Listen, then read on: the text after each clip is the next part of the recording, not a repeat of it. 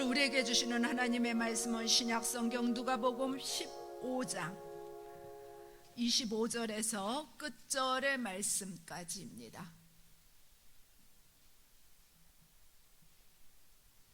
누가복음 15장 25절에서 끝절의 말씀까지 교독하시겠습니다. 마다들은 밭에 있다가 돌아와 집에 가까이 왔을 때에 풍악과 춤추는 소리를 듣고 대답하되 당신의 동생이 돌아왔음에 당신의 아버지가 건강한 그를 다시 맞아들이게 됨으로 인하여 살진 송아지를 잡았나이다 하니,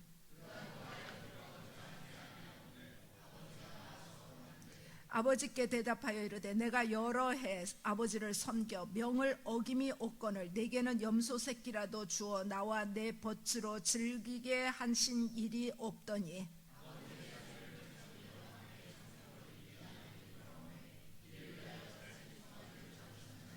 아버지가 이르되 예 너는 항상 나와 함께 있으니 내 것이 다 내 것이로되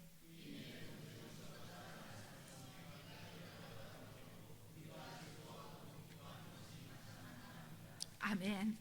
우리가 이 땅에서 늘 무엇인가를 선택하면서 살아갑니다. 날마다 선택하고 순간마다 선택하지요. 여러분들 선택하게 되어질 때에 선택의 기준은 무엇입니까? 선택해야 되는 그 순간에 내가 가지고 있는 경험이나 내가 가지고 있는 전문 지식이 기준이 되는 것이 아니라 주님이라면 이 생각이 우리의 삶의 선택의 기준이 되어야 합니다.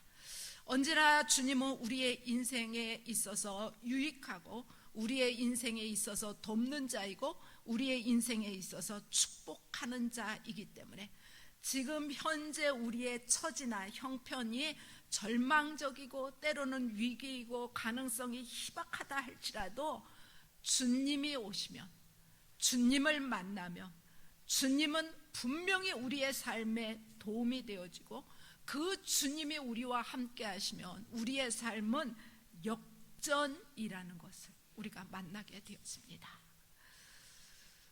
우리의 고단한 삶이 주님의 역전이 아니면, 기적이 아니면 우리의 삶은 사방을 둘러보면서 우겨싸임을 당하여서 낙심한, 늘 마음이 바닥까지 내려가는 처절한 삶의 연속일 수도 있습니다.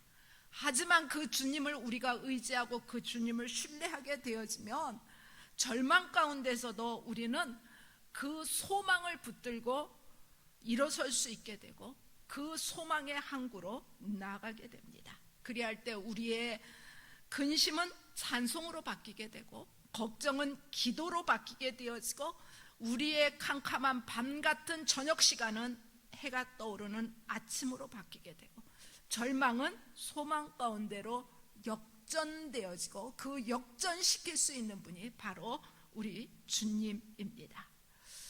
우리 주님은 어제나 오늘이나 영원토록 함께 하셔서 마침표가 없으시잖아요.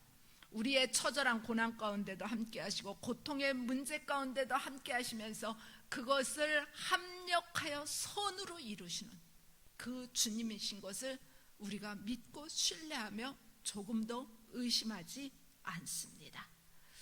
그 주님은 여러분의 삶 가운데 어떻게 경험되셨습니까? 쓰레기통 속에서도요 꽃을 피우시는 분이에요. 고목 가운데 불가능한 가운데서도요 꽃을 피우시는 분이시고요, 사막에서도 물을 내실 수 있는 분이고 광야에서도요 고기를 먹게 해주시는 분이고 홍해 속에서도 길을 내시는 분이고 끈이 하나 없고 줄이 하나도 없는 이 지구를 공중 위에 떠있게 하시는 분이고 한 번도 해와 달이 바뀌어서 뜬 적이 없고 실수하지 않는 분이시고 우리가 믿는 그 하나님 언제나 공평하시고 언제나 선하신 분이고 그분으로 인해서 우리의 삶은 제 대신 화관을 쓰게 되어질 것으로, 그래서 이 땅에 주님이 보시기에 우리 한 사람 한 사람은 단 하나밖에 없는 하나도 버릴 것이 없는 너무나 소중하고 너무나 소중한 하나님의 걸작 중에 걸작이기 때문에 하나님은 우리의 삶을 집중하여 보고 계시고 그 주님의 선택함을 받고 주님의 자녀로 살아가는 우리의 삶은 주께서 분명히 기억하시고 그 주님께서 우리의 삶을 이끌어 가실 것입니다. 오늘도 주님을 선택하고 주님의 자녀로서의 삶을 살기로 결단하는 여러분들 참 잘하셨습니다. 우리가 한 주간도 그렇게 살았지만은 새롭게 시작하는 또 한 주간도 우리가 끊임없이 주님만을 선택하고 주님 편에 서고 주님의 마음이라면 주님의 시선이라면 주님의 뜻이라면 앞에 아멘으로 화답하고 나가는 우리들 되기를 원합니다.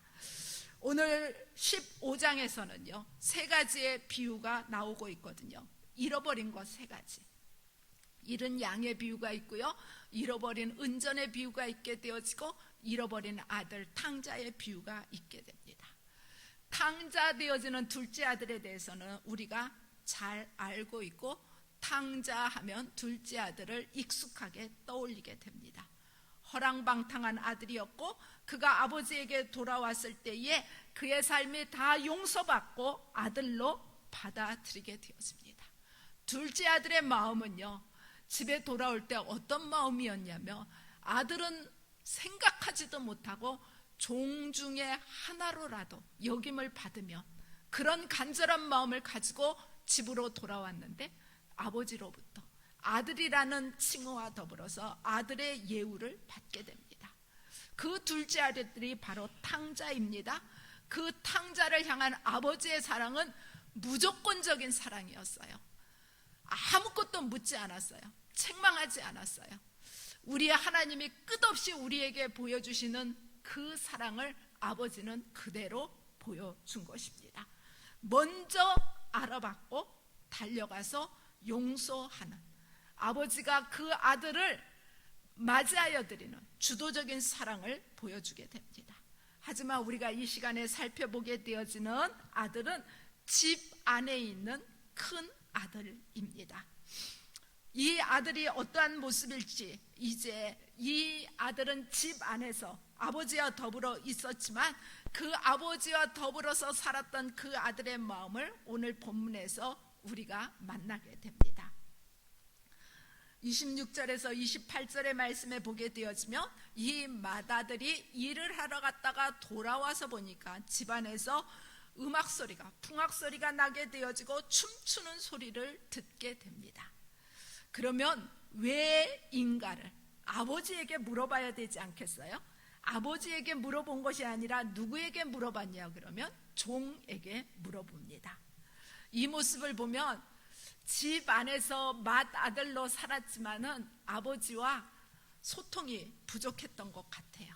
종으로부터 동생이 돌아왔다라는 소식을 듣게 되어지는데 그 들을 때의 그 맏아들의 마음은 기쁘지 않았습니다.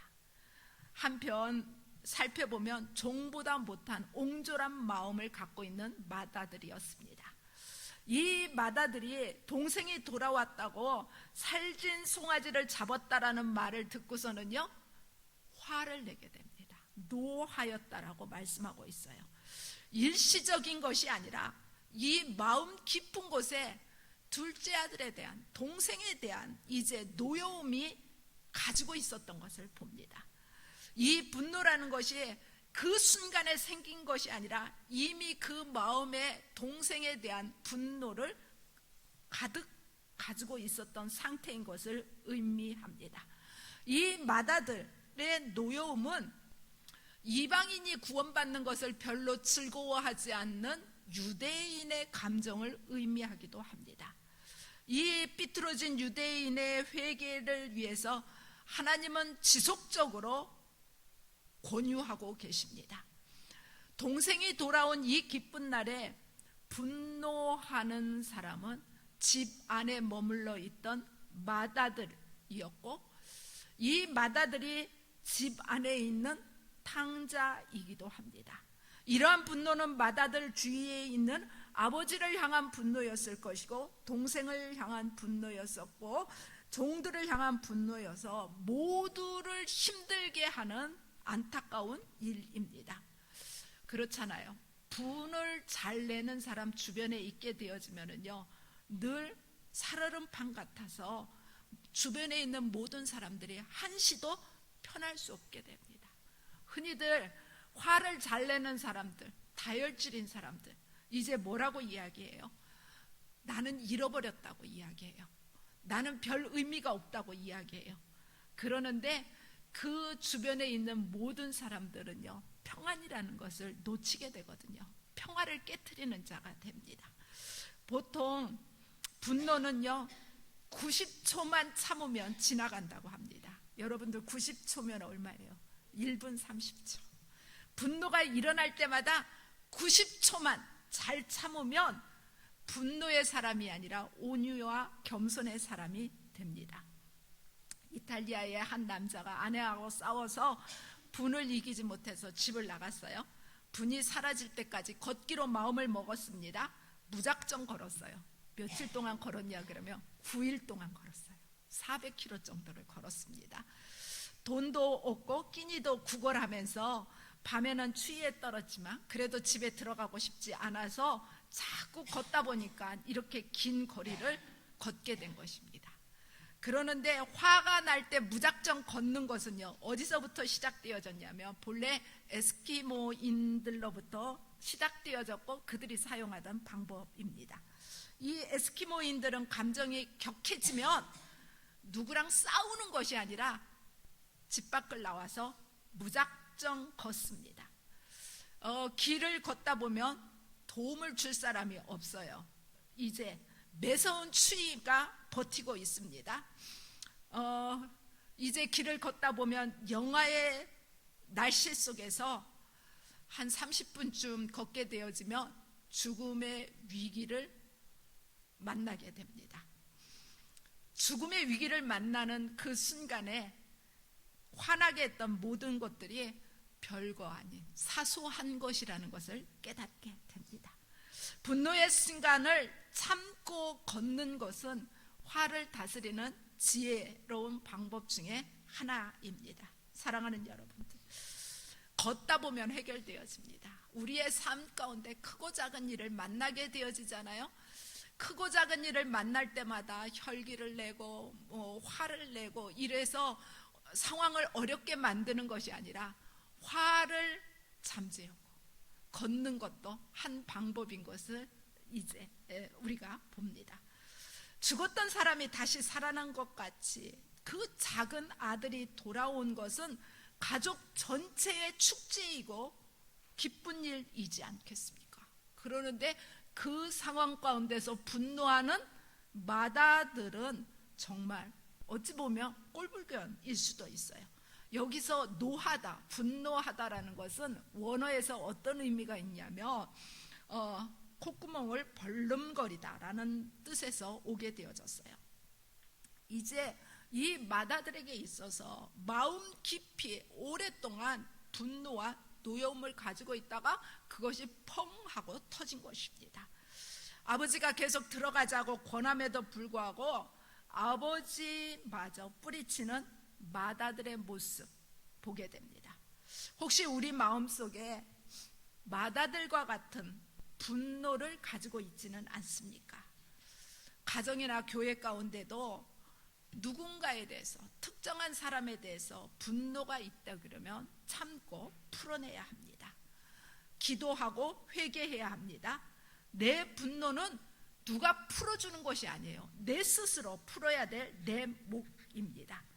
그렇지 않으면 그 분노 때문에 자신을 타 죽게 만들 수도 있습니다.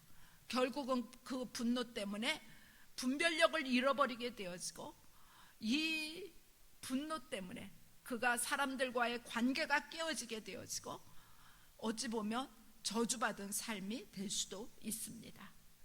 분노의 사람이 반드시 사랑의 사람으로 바뀌어야 됩니다. 내 삶 가운데 무엇인가 화가 가득 차 있다 그러면 그것을 내 안에 가지고 있는 것이 아니라 주님 앞에 내어놓고 주님 앞에 풀고, 그리고 나와 관계가 어려운 사람들과의 모든 것들을 잘 해결함으로 인해서 우리는 누구를 보든지 화가 나는 것이 아니라 누구를 만나든지 웃을 수 있고 사랑할 수 있는 자리에 이르러야 합니다. 이 마다들은 분노의 사람이었습니다. 이 마다들은 두 번째로 29절에 보면은요, 불평을 잘하는 사람이었어요. 아버지가 나와서 들어가기를 강권하게 되어질 때에 이 아들은 이렇게 이야기합니다. 내가 여러 해 아버지를 섬겨 명을 어김이 없거늘 내게는 염소 새끼라도 주어 나와 내 밭으로 즐기게 하신 일이 없더니, 잃었던 아들을 다시 찾은 기쁨으로 인해서 살진 송아리를 잡아서 이제 잔치를 벌이고 있는 그 아버지를 향한 비난이에요. 마다들의 불평은 오랫동안 지속되어져 왔다는 것을 뜻하게 됩니다. 이제 그가 한 가정의 마다들로서 아버지를 잘 섬긴 것이 아니라, 이 섬긴다라는 것은 어떤 자세를 말하냐면 종이 상전을 향해서 갖는 관계를 말하게 돼요. 우리가 섬김이라는 것은 내가 낮아지고 상대를 높이는 것이 바로 섬김이거든요. 그러는데 이 마다들은 아버지에 대한 섬김, 어쩔 수 없는 일로 감당했지 정말 그 안에서 기쁨과 존경심 없이 마다들이었던 것입니다. 그래서 그 아버지를 향해서 염소 새끼라도 주신 일이 없다고 불평하는 거예요. 염소 새끼는 살진 송아지에 비하면은 뭐 그렇게 비싼 것이 아니잖아요. 이 마다들의 불평은요, 이렇게 볼 수 있어요. 아버지는 작은 아들만 편애한다라는 마음을 가지고 있었어요. 이 마다들은 아버지가 지금 하는 것이 공의롭지 못하다라는 어긋난 태도를 보이고 있는 것에 대해서 항변하는 자세를 보이는 것입니다. 이 마다들의 마음속에는 어떤 마음이 있어서 이렇게 항변하게 되냐 그러면, 동생은 잘못했고 나는 잘했다, 동생은 악하고 나는 선하다라는 태도를 가지고 있습니다. 내가 마다들로서 아버지를 섬겼고, 그래서 내게 특권이 있고 기득권을 주장하는 모습인 것을 보게 됩니다. 우리가 이 땅에서 살아가게 되어질 때에 우리의 삶에 감사할 이유는 정말 많게 되어지죠. 지금 감사하는 사람은 평생 감사할 수 있게 되어지고요, 지금 불평하는 사람은요, 이제 늘 불평이 잇대어져서 나타나게 되어집니다. 그래서 이 불평을 잠재울 수 있는 키가 있어요. 그것은 뭐냐 그러면 감사입니다. 감사할 수 있는 사람은 불평을 덮을 수도 있고 해결할 수도 있게 되고, 그래서 이 감사가요, 기적이고 신앙이고 최고의 행복이고 축복이게 돼요. 이제 감사가 넘치는 우리의 삶의 자리를 내 스스로 늘 만들어 가야 됩니다. 우리의 시선은요, 이렇게 감사를 훈련하고 만들지 않으면 비난하고 불평하는 것은 너무나 자연스럽게 나타나게 돼요. 왜냐하면 우리가 죄성을 가지고 있기 때문에 그 죄성 가운데서 불평과 불만은 계속 끊임없이 올라오게 되어지고, 무슨 일을 보게 되어질 때, 무슨 일을 만나게 되어질 때 비난이 앞서게 되어지고 판단, 정죄가 앞서게 되는 것이 사람의 자연스러운 모습이에요. 어찌 보면 본능에서 나오는 모습이에요. 이 본능을 잠재울 수 있는 것이 하나님이 우리에게 말씀하신 대로 감사예요. 이 감사만이 우리의 삶 가운데에 이제 가장 행복한 인생으로 나아갈 수 있는 길을 여는 키가 되어지는 것입니다. 잠수복과 나비라는 책이 있습니다. 그 책을 쓴 사람은 프랑스 사람인데요, 이 책은 손으로 쓴 것이 아니라 눈으로 썼어요. 왜 눈으로 쓰게 되어졌냐면, 이 저자가 43세가 되어졌을 때에 쓰러지고 혼수 상태가 되어졌어요. 왼쪽 눈 하나만 움직일 수 있었어요. 그래서 그를 도와주던 사람이 알파벳을 읽게 됩니다. A, B, C, D 이렇게 읽게 되면 자기가 원하는 글자를 읽으면 눈을 깜빡하는 거예요. 2번. 그러면 그것으로 단어를 만들고, 그 단어가 문장이 되어지고 문장이 책으로 만들어졌어요. 육신은 잠수복을 입은 것처럼 자유롭지 못했지만 그 마음에는 눈 움직이면서 나비처럼 헐헐 날았어요. 그 책에 나오는 내용입니다. 흘러내리는 침을 삼킬 수만 있다면 행복한 사람입니다. 숨을 들이쉬고 내쉬기만 해도 행복한 사람입니다. 아이를 안아줄 수만 있다면 정말 감사한 일입니다. 불평과 원망은 행복에 겨운 자의 사치스러운 신음입니다. 사랑하는 여러분, 불평은요, 불신앙이고 불평은 불행이고 불평은 지옥입니다. 그리고 이 불평의 바이러스는요, 참 빠르게 퍼져나가게 됩니다. 여러분들, 불평의 자리는요, 떠나야 되고 불평하는 사람과의 관계는 단절해야 합니다.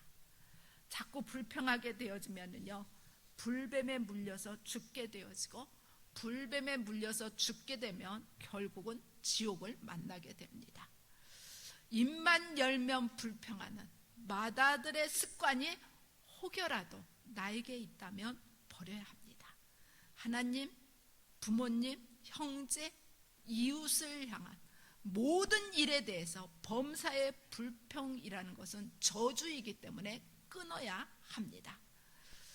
민수기 14장 28절 놀라운 말씀이 있죠.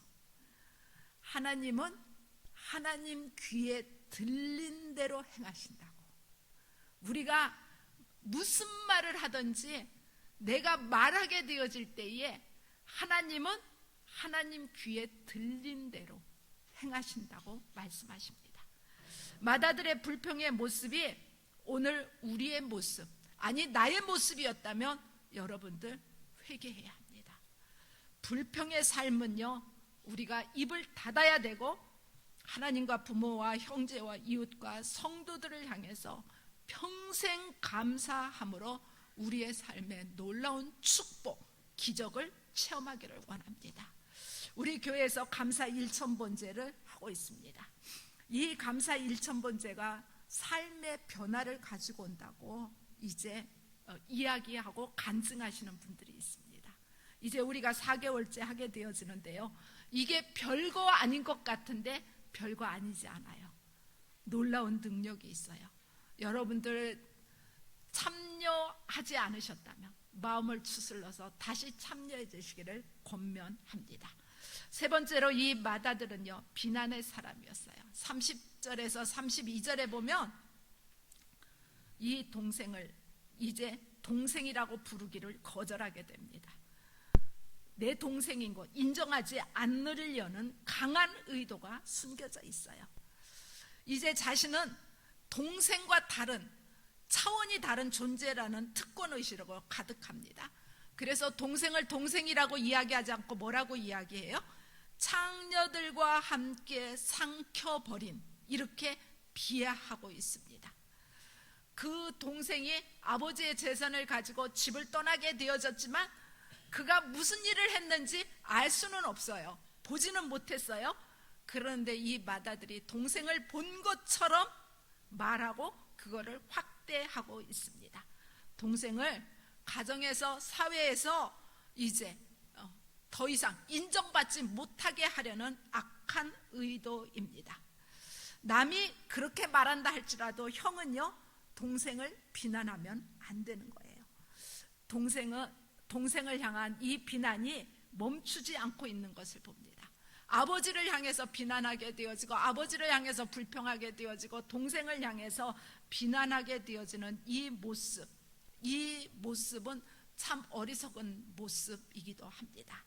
마다들은 동생이 다시 돌아온 그 잔치자리에 참여해야 됨에도 불구하고 그 동생을 잘 돌아왔다고 그를 향해서 이제 맞아들이게 되어지고 그를 사랑으로 이제 반겨야 됨에도 불구하고 그 동생을 향해서 비난하게 되어지는데 그의 인격을 비난하게 되어지는 것입니다. 누군가를 비난하게 되어지면 여러분들, 내 인격과 내 신앙이 낮아지게 되어지고 이제 비참하게 되어집니다. 성경은 누구를 향해서도 비난하거나 비판하지 말라라고 말씀하고 있어요. 비난하고 비판하게 되어질 때에 자기 눈에 들보를 보라고, 자신의 들보를 빼고 그 후에 형제의 눈에 티를 빼라고 마태복음 7장 산상수훈에서 말씀해주고 있습니다. 나 자신을 살펴보게 되어지면은요, 남을 비난할 것이 아무것도 없게 됩니다. 모든 문제는 나에게 있게 되어지고, 나만 잘하면 해결되어지고, 나만 잘하면 화목하고 형통하게 됩니다. 문제는 늘 나에게 있고, 내가 죄인이고 내 탓이라는, 내가 낮아져야 된다라는 생각을 가지고 있어야 합니다. 요나처럼 나는 바다에 던져야 됩니다. 이제 우리의 삶의 자리 가운데에서 누구를 만나든지 어떠한 일을 우리가 감당해 나가든지 우리의 삶 가운데에 모든 이들을 소중히 여길 수 있는 큰 그릇들, 넉넉한 그릇들이 되어야 합니다.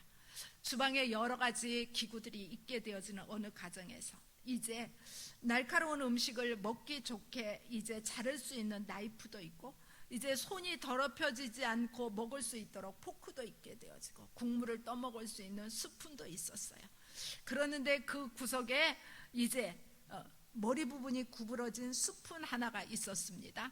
다른 식기들이 생각할 때에, 다른 기구들이 생각할 때에 저거는 아무데도 쓸데없다라고, 버려질 거라고 생각했어요.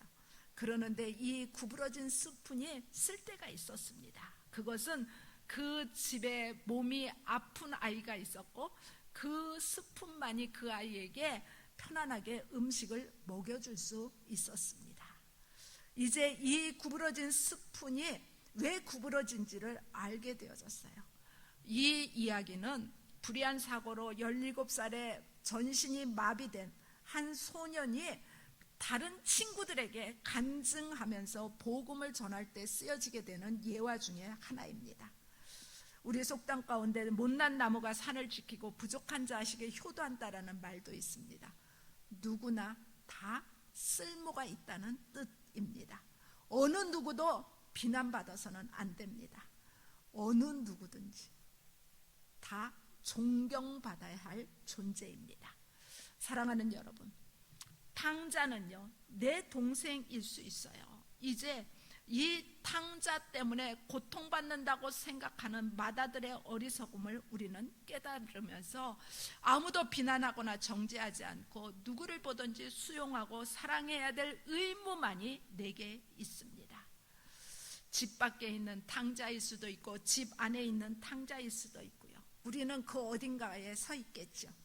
교회 안에 있지만 제대로 하나님의 말씀을 깨닫지 못하며 내 마음속에 분노와 불평과 비난의 사람이 되어지고 있지는 않는지, 우리는 다른 탕자 누군가를 늘 품으면서 이 시대를 같이 살아가려고 애쓰고 힘쓰는 하나님의 자녀, 성도인 것을 기억하며 한 주간도 성도답게 살기를 주님의 이름으로 축복합니다. 기도하겠습니다. 참 좋으신 하나님, 저희들을 사랑하시는 하나님, 우리가 탕자라고 누군가를 향해서 쉽게 정죄하지만 그 또한 옳지 못한 것을 시간 깨닫고 우리가 이 시대에 마다들처럼 살아가고 있지는 않는지, 하나님, 우리의 삶의 자리에서 모든 이들을 품을 수 있는 너그러움과 주님으로부터 갚을 수 없는 사랑을 받은 자들이기에 그 사랑으로 많은 이들을 품고 나아갈 수 있도록 은혜를 더하여 주옵소서. 예수님의 이름으로 기도드리옵나이다. 아멘.